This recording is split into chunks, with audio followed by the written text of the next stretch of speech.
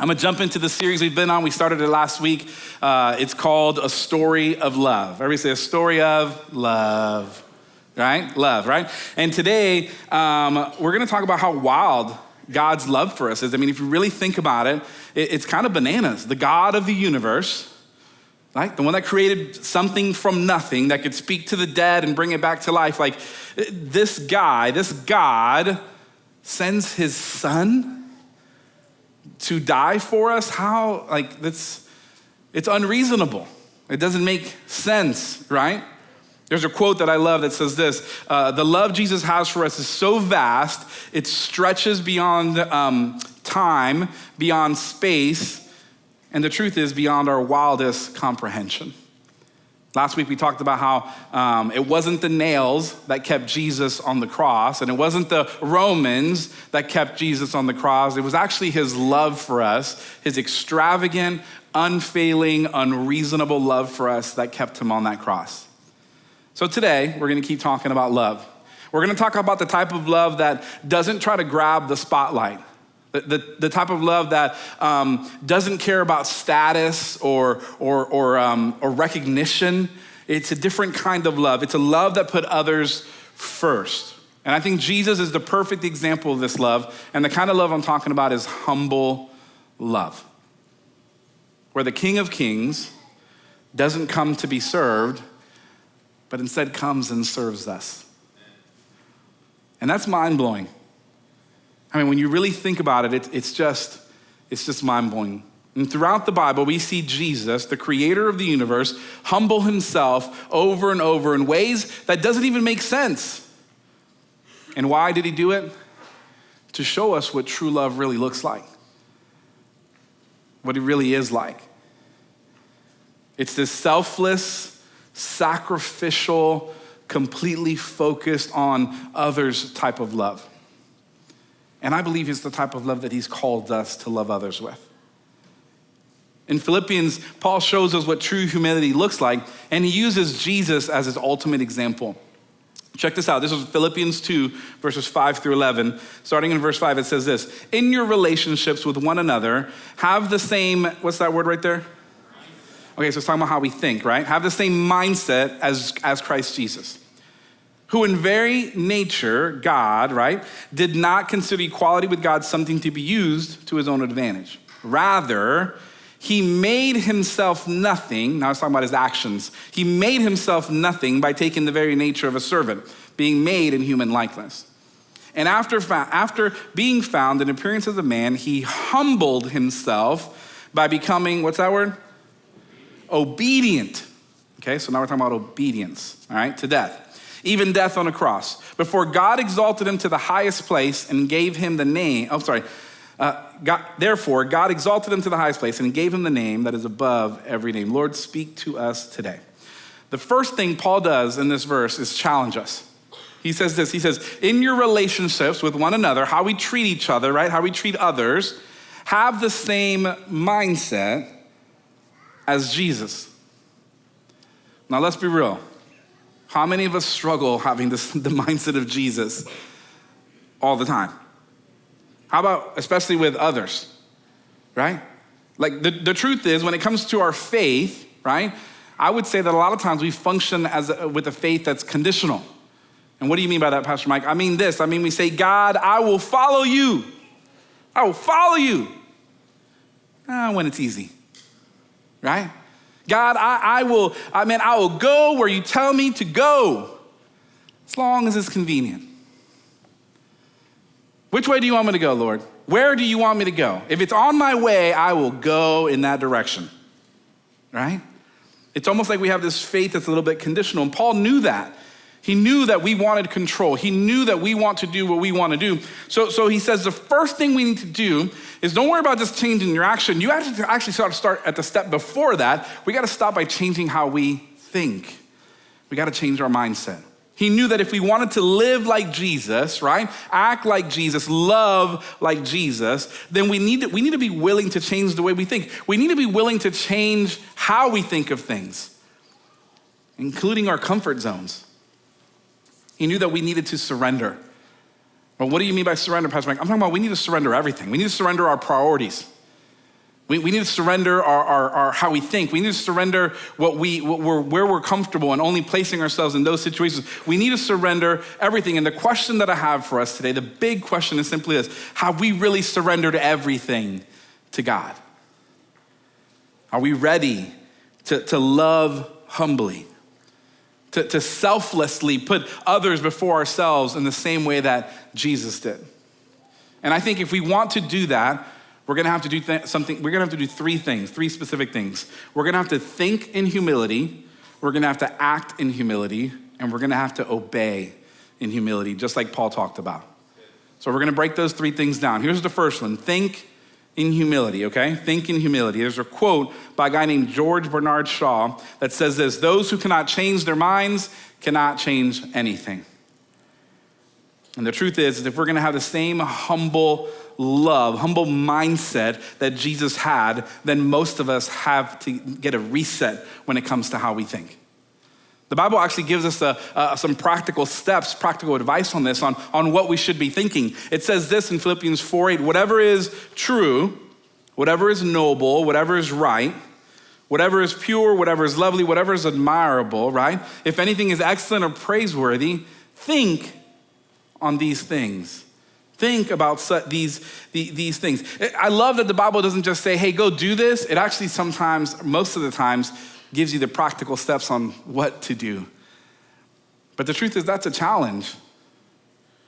Our thoughts don't naturally go to what's pure.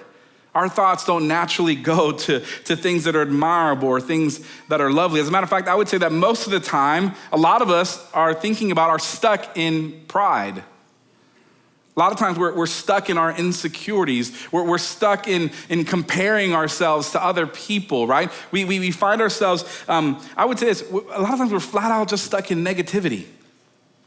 And Paul's telling us this. He's saying, listen, if you want to have the mindset of Jesus, then you got to change what you're thinking about.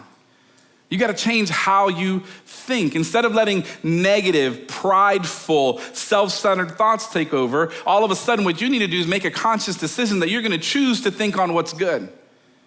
You're going to choose to think on what's pure. You're going to choose to think on what's praiseworthy. And then Romans 12:2 actually takes it a step further. Romans 12:2 says this: do not conform to the pattern of this world, but be what?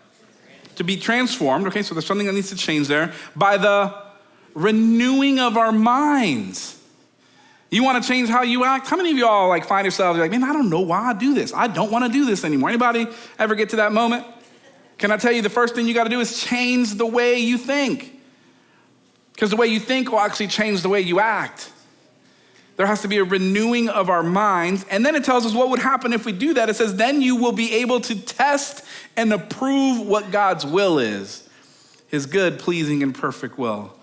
In other words, the way the world thinks and the way the world wants us to think isn't gonna help us think humbly like Jesus did. Ain't gonna help us love humbly the way Jesus did. See, the world tells us something different. The world says focus on yourself, right? Focus on yourself. You gotta make yourself number one. If you ain't number one, then you're a victim. So through your victimhood, maybe you can become number one, right?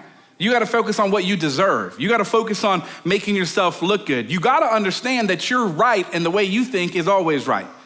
And I know some of y'all are like, I don't always think I'm right. I bet you I can go on your social media and everything you wrote on there makes you think you're right about everything you wrote on there, right? That's just culture, that's just the world. We naturally get ourselves to a place where we say, okay, we're gonna allow our flesh to dictate what our mouths say, what our minds think, and ultimately, because we're doing that, it actually affects how we behave and how we live. Paul says, no, we gotta renew our minds. You gotta let the Lord renew our mind, right? We gotta think differently. Jesus thought differently, completely differently. He humbles himself, he put others first, and he surrenders his will to his Father's will. We used this example last week at the Garden of Gethsemane, which is right before Jesus goes to the cross. We find Jesus there in this moment of deep anguish because he knows what's coming. And he prays this, he says, Father, if you are willing, take this cup from me. Well, who's he thinking about right there? Himself. It's okay, Jesus, you could say that. He's thinking about himself. He's saying, this is what I want. This is what I'm feeling. I'm gonna let my emotions and my feelings dictate what comes out of my mouth. But then he makes a conscious choice and he finishes that sentence with, yet not my will, but yours be done. See, that right there is humble love and humble thinking. Even in his hardest moments, Jesus chooses to change from thinking what he wants, and he says, no, not what I want, God, but what you want. And I think like him, we gotta start saying, God, I wanna choose to allow you to shift my thinking. I need my mind to be renewed, and I can't do this on my own. So not my will, God, but your will. I wanna know what your will is, God. I know what my will is. You can ask me at any point, at any time, what I want, and I promise you, I want something. Whether it's I'm tired and I wanna sit down, I'm hungry and I wanna eat, I just want you to stop asking me that question. Like, I have a thought on what I want. We all have that naturally, but when's the last time we stopped and said, God, what do you want in this moment, in this season, today for me? Not my will, Lord, but yours. God looks at us and he says, I'll help you shift your thinking if you allow me to. You know what the best part about that is? He does it gently. He does it gently. Think of it like a GPS, right? Everybody has GPSs nowadays, and anybody here like missed a turn or taken the wrong turn with your GPS? Aren't you glad your GPS doesn't have an attitude? Aren't you glad you don't like miss your turn and your GPS is not like, idiot, what are you doing? Right? Hello? Like, aren't you glad your GPS, aren't you glad that it doesn't, like, you know what it does? It's my GPS does this, which is pretty cool. It's just recalculating your route. It's just recalculating your route. It literally takes me from where I'm at, in the wrong place, and says, here's how I can get you back to the right place. Here's how I can get you back on track to get you to the place that you need to get to. It used to always make me think, take a U-turn, take a U-turn, take a U-turn. I'm like, I'm taking the U-turn, dude, bro, take a U-turn. You want to, praise God that God's not in our ear going, take a U-turn, go back to where you were, go back to before you messed up and start from there, and then we'll take you. No, God says, no, I'll take you from where you're at. And he does it gently, and he says, I'll take you from where you're at, I'll shift your gaze if you just allow me, and I'll take you with me. I'll take you to the place where I'm trying to take you to begin with. When we start getting prideful, when we start thinking selfishly, when our minds are stuck in this negative thinking, man, I'm glad that Jesus doesn't just freak out on us. Instead, he gently redirects us when we turn our gaze back to him and say, God, no, not my will, God, but yours. When we humbly start to think humbly, right, with humility, he gently puts us in a place where we can start thinking like he thinks. Let me show you another example of this, how he does this gently. Last week we talked about John 8, where the woman was caught in adultery. Do you guys remember that? I'm gonna use that same example.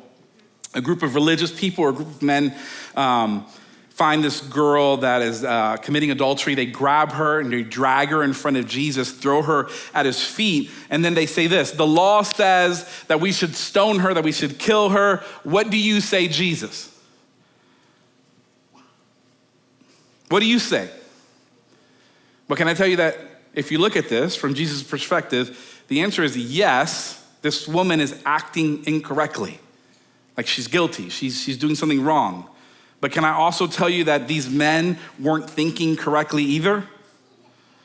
And Jesus recognizes both of those things.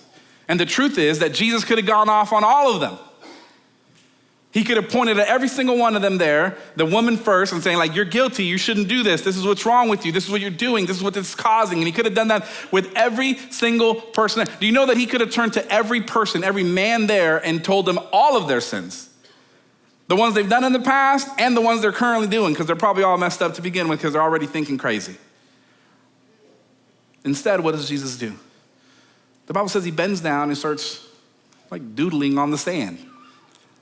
They keep asking him, keep pressuring him. What do you say? Come on, say something. What do you say? What do you think we should do with her? And finally, Jesus gets up calmly and he says, whoever's not sin, go ahead and throw the first stone. And one by one, they drop their stones and walk away. Do you see how Jesus gently corrects both the woman and all the men there who wanted to stone her? He could have embarrassed them. He could have gotten all their sins and put them to light and shown everybody. He could have humiliated. He could have exposed their hypocrisy. He could have gone off on them, but he doesn't. Instead, he just humbly shifts their focus from judgment to self-reflection. He says, let me change the way you think because it'll change the way you're acting. And then he says to the woman, where are your accusers? Isn't anybody else here to condemn you? And she replies, there's no one. And then Jesus says to her, then neither do I condemn you. He shows her grace, but notice, he doesn't just ignore whether she was doing something wrong. He still speaks to her in truth because then he commands her, he has a command to her, and he says, now go and leave your life of sin. There's grace, but it comes with truth. And right there is Jesus showing us what humble thinking and humble love looks like. He doesn't ignore the fact that she's messed up. But even through that fact, he also doesn't shame her. He shows her grace. He doesn't respond with pride because he knows the truth.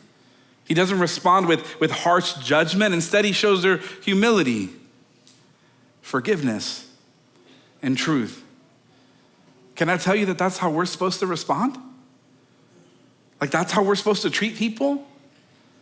But Pastor Michael, you don't know they are what? You know the truth about them? Well, Jesus knows the truth about you, but he seems to have covered you. Why do we think that we're supposed to expose other people versus love them, show them grace, and still steer them with the truth to the right thing? But there's a humility in the way he thinks that I believe, and the way he loves that I believe we're supposed to love with. Because when we start thinking humbly, you know what it leads to? Humble action. Number one is humble thinking. Number two is to act in humility. Jesus just didn't think in humility, he acted, right? He lived it out. Paul breaks this down in the book of Philippians again, chapter 2, verses 6 and 7. It says this, Jesus, being in very nature God, did not consider equality with God something to be used to his own advantage. Rather, he made himself nothing by taking the very nature of a servant, being made in human likeness. What?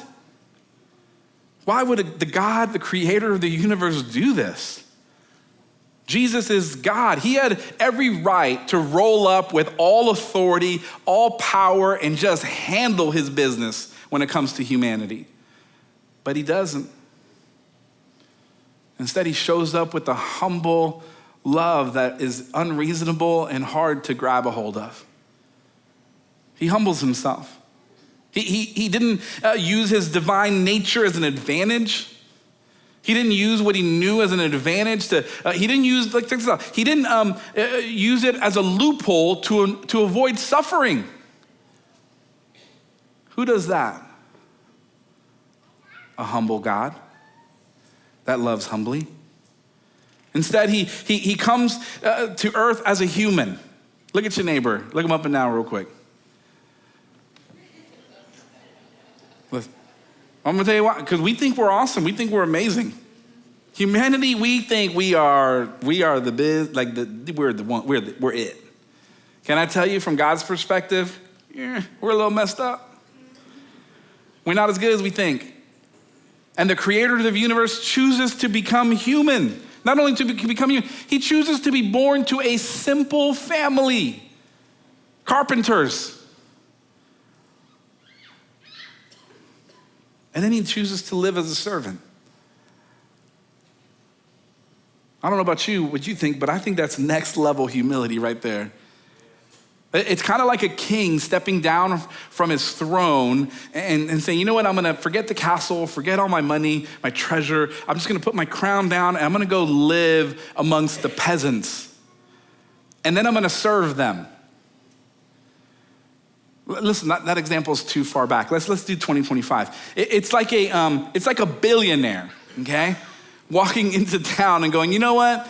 I'm just gonna forget all the stuff I have, all the influence, all the money, all those things, and instead, I'm just gonna go live in this rundown tiny apartment, little studio apartment.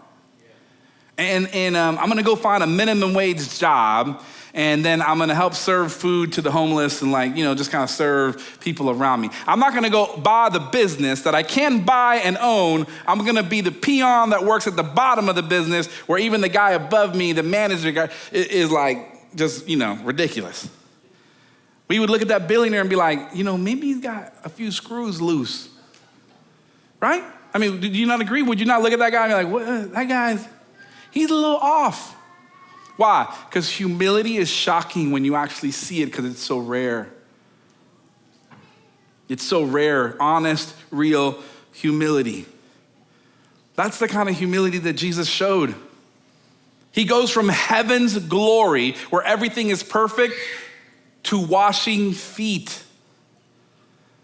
Do you understand how far a distance that is to travel? And the truth is simply this: when it comes to humility, the stories of humility, real humility, man, they hit different.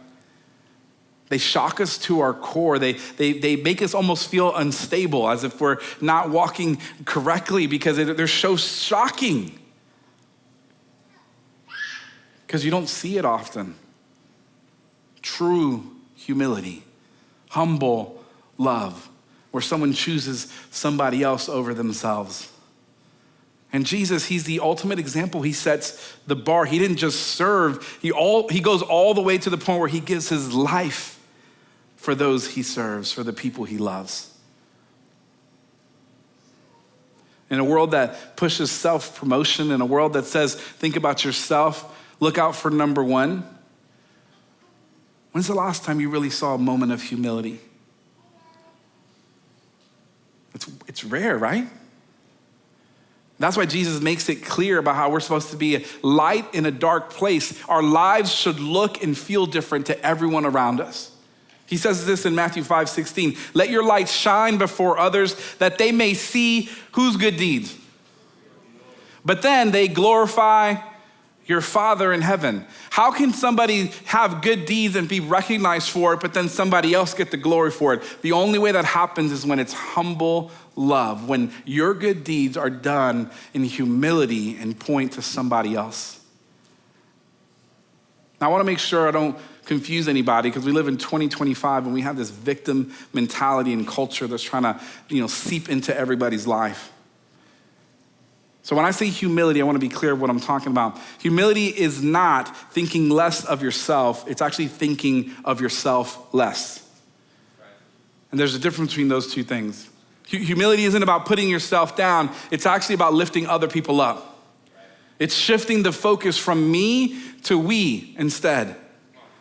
See, real humility isn't walking around with your head down and you acting like you don't matter. Real humility is not fake modesty, right? Where you downplay your gifts and your talents and what God's given to you, and you pretend like you have nothing to offer. No. Jesus didn't do that. He knew he was the Son of God, and he used his gifts, and he used the things that God gave him, the ability to heal people and set people free. And he did all these things, but he did it with a humble love, where he pointed back to the Father every single time. He didn't use his position to serve himself. He used it to serve others, and that's the difference. This happens when someone goes on a mission trip. I remember it happened to me the first time I went on a mission. We went to a third world country, and I look and I see nobody had shoes, and man, they lived in these shacks, and man, they didn't have anything. And I started thinking about everything I do and my wastefulness and the things I had at home. I come home and I have 15 pairs of shoes. I like shoes. Deal with them, right? And it's this person doesn't have one pair of shoes. So you get back, and I started feeling guilty, and I was like, man, I need to give all my shoes away. I need to sell I need to get rid of my car. Why do I have all that? And you just start getting this guilt and this shame. Can I tell you that God does not lead you with guilt and shame? That is not Jesus, just to be clear.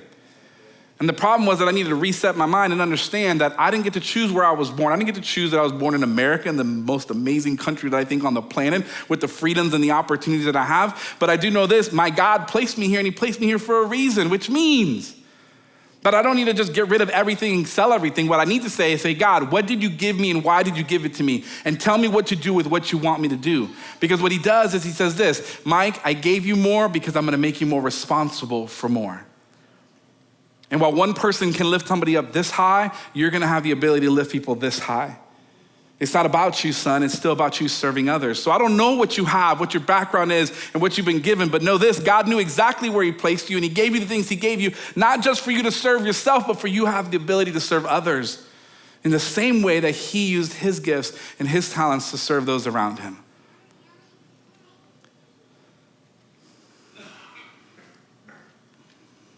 Humility isn't weakness. It's strength under control. It's knowing that you could put yourself first, but then you choose not to. It's knowing that you can demand attention, but instead use your voice and your talents to lift somebody else up and point and give them the attention. It's understanding your worth, but then also understanding the worth and recognizing the worth of those around you. Do you guys recognize that that's what Jesus did every single day? He wasn't just humble in thought, he was humble in his actions, right? Because being selfish comes easy. Does it come easy to anybody else? I'll tell you this, it came easy to my kids. I never even had to teach them how to be selfish. They were like born this way. I think maybe I passed it down to them, but oh, you know what? According to the Bible, I did. And so did my father and the father before that, and all the way back to the beginning, right? Because we are selfish. We have a flesh that wants to rebel, which is why we don't want anybody to tell us to do anything, which is why we want to be in control of everything.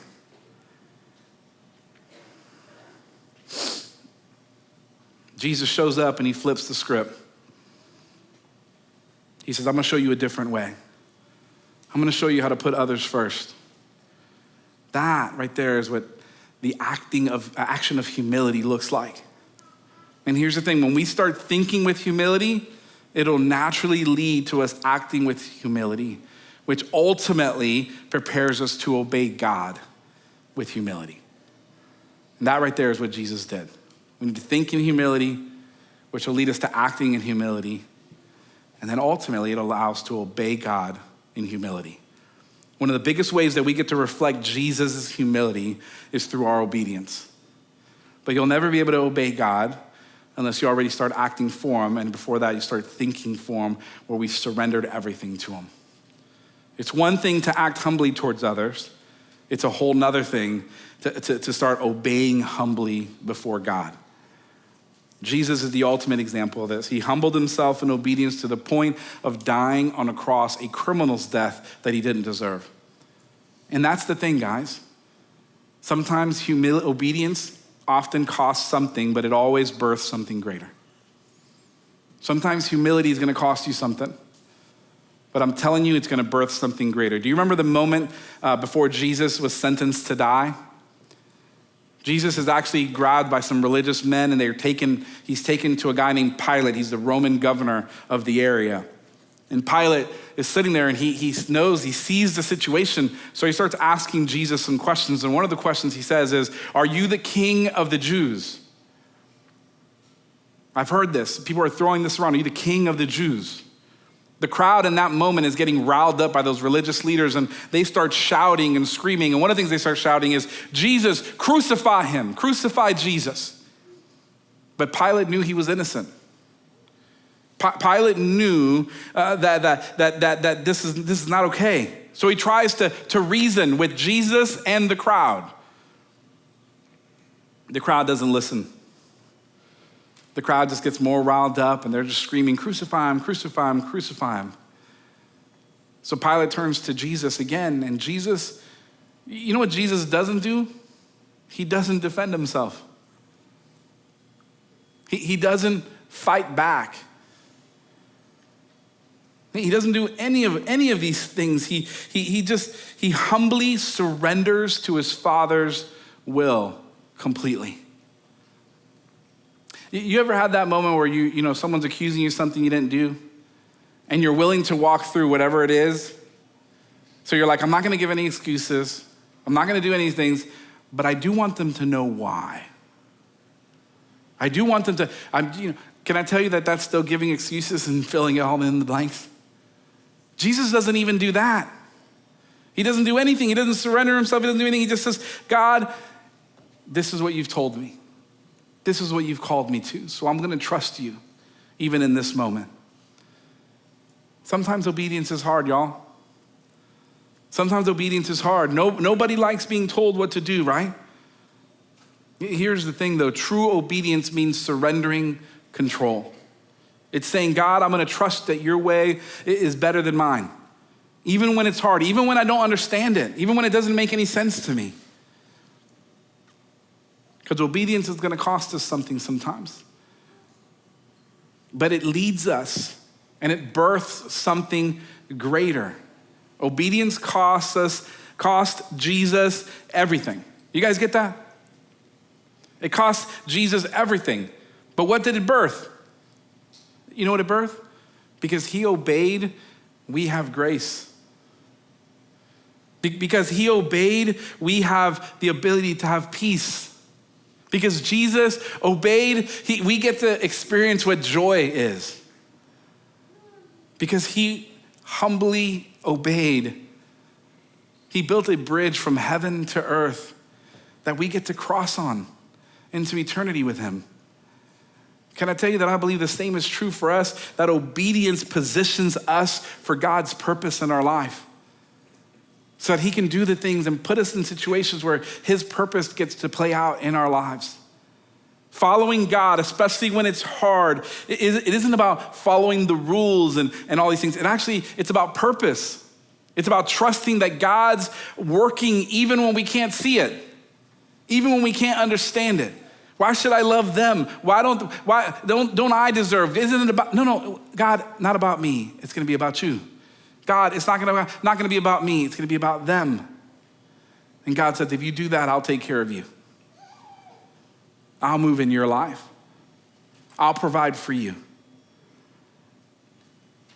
So when those moments come when obedience is hard, when it doesn't make sense, we have to remember that obedience positions us, right, for God's purpose.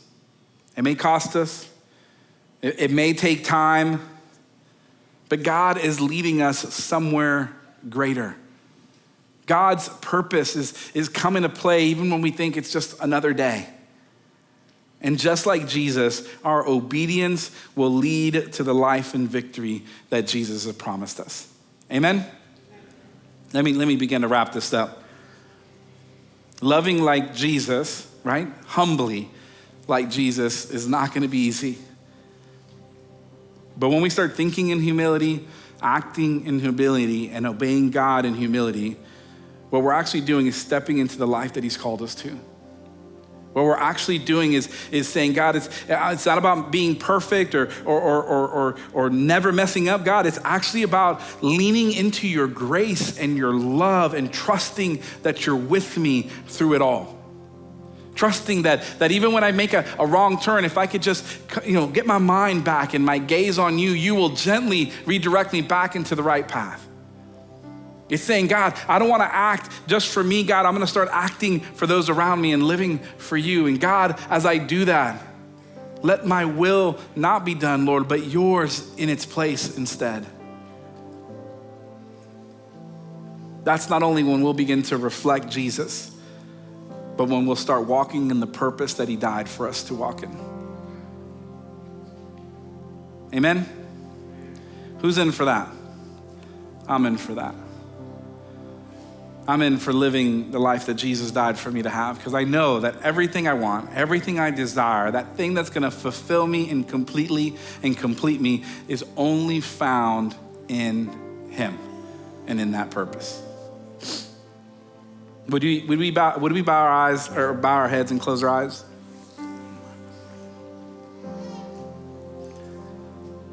I want this to be a moment here between you and God. So I just want you to think about how much he loves you. I want you to think about what he's done for you. Not what he did for you only 2,000 years ago, but even as you've been breathing and alive, all the ways that he's chased you and loved you, shown you grace. Simply the fact that he sees you seems like a humble act to me, for he's the King of Kings. Maybe you're here and you would say, man, I don't know that I've ever experienced that type of love. This love that you're talking about from Jesus. Or maybe you're here and you have experienced his love and you were living for him, but somewhere along the road of life, you just kind of stopped gazing at him. You turned your eyes, you started living for yourself, trying to do this on your own. But you're here and you're realizing, man, I need Jesus. Listen to me, Jesus sees you and he loves you still.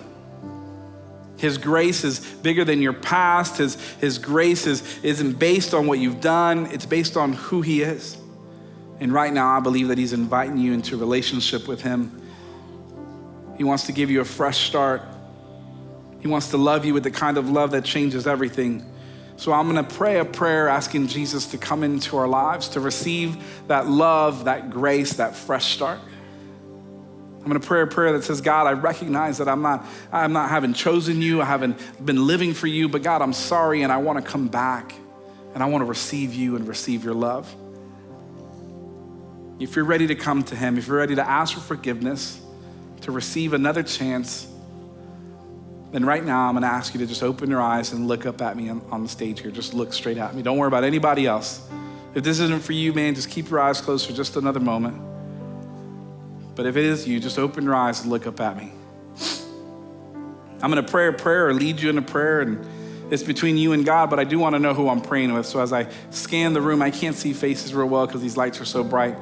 So if I look in your direction and you are gonna join me in this prayer, could you just grab my attention? You could put your hand right back down.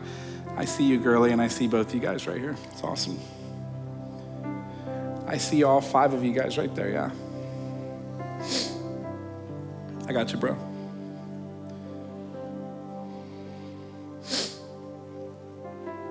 I got you right up here. I see all 6 of you guys up there. So does Jesus, and he's good. I don't want to miss anybody, so I'm just going to scan again. I got you, bro.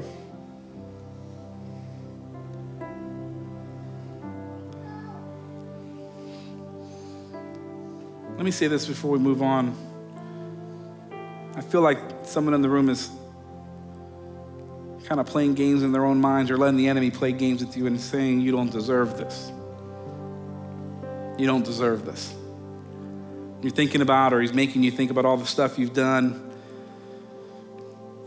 that makes you feel like you don't deserve this. Listen to me. You don't deserve this. That's a fact. But you're not getting this opportunity because you deserve it. And there's nothing you'll ever do that'll rectify and get you to the place where you deserve it. You get to receive this because he loves you so much that he looks beyond what you deserve and doesn't give us what we deserve. He gives us what he deserves. He literally replaces our guilt and he takes that on himself and he gives us his perfection. So if you're in here and you feel like you don't deserve it, you can acknowledge that. But don't let that be the thing that stops you, because that's why Jesus had to die. If it was something we deserved, then he wouldn't have to die, but he chooses to die because we deserve it. And he replaces what we deserve and he takes our place with what he deserves.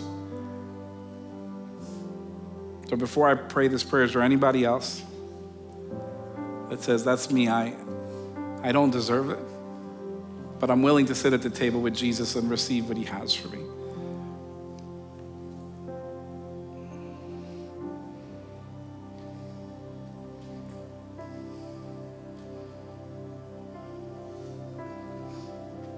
If you have your eyes open, go ahead and close them and pray this prayer. You can say the same words or you can change them up a little bit, but say something like this. Say, Jesus, I need you. I know that I've messed up, Lord, and I've tried to do things my own way, but I recognize I can't do it without you. Lord, forgive me and make me new, because I believe you died for me and I believe that you rose again. And today I choose to put my trust in you. Today, I make you the Lord of my life. And I want you to change me from the inside out. Change the way I think, Lord. Change the way I act. Help me to hear your voice and follow you. I give you everything, Lord. I give you my past. I give you my present, Lord, and I give you my future. I'm totally yours. Thank you for loving me. Thank you for saving me. and help me, Lord, to love humbly the way you loved me. In Jesus' name, everybody said,